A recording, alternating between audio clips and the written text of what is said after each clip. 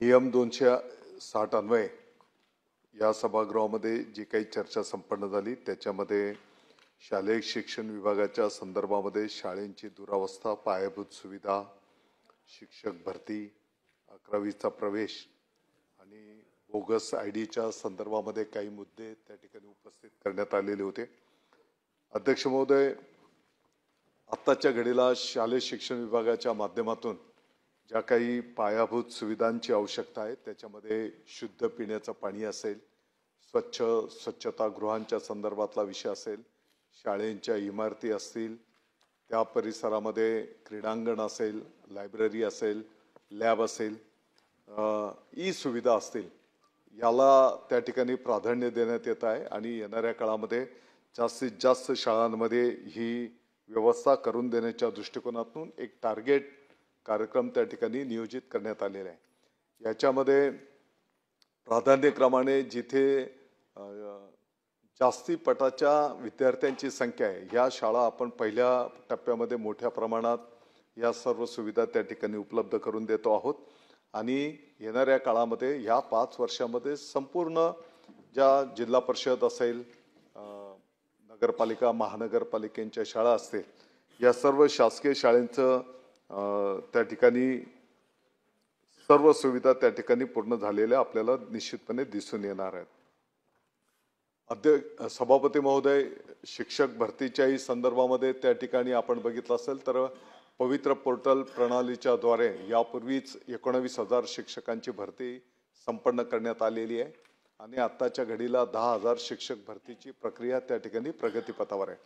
याच्यामध्ये विना मुलाखतीद्वारे जे काही शिक्षक उपलब्ध करून द्यायचे आहेत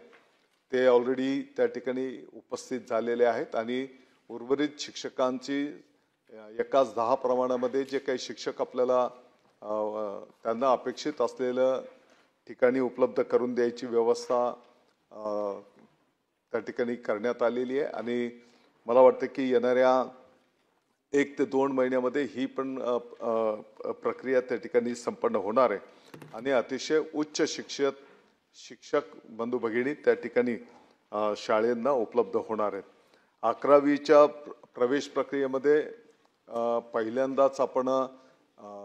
ऑनलाईन प्रवेश प्रक्रिया त्या ठिकाणी संपन्न करायला घेतलेली आहे। मला वाटतं की हा प्रयोग राज्यव्यापी पहिल्यांदाच करायला घेतला, त्याच्यामध्ये काही अडचणी आल्या, वस्तुस्थिती आहे ती आम्ही स्वीकारलेली पण आहे आणि त्याच्यामध्ये जे शक्य आहे तातडीने आम्ही दुरुस्ती पण त्या ठिकाणी केलेले आहेत। आत्ताच्या घडीला 5 लाखाच्या पुढे विद्यार्थ्यांचा प्रवेश त्या ठिकाणी संपन्न होतो आहे।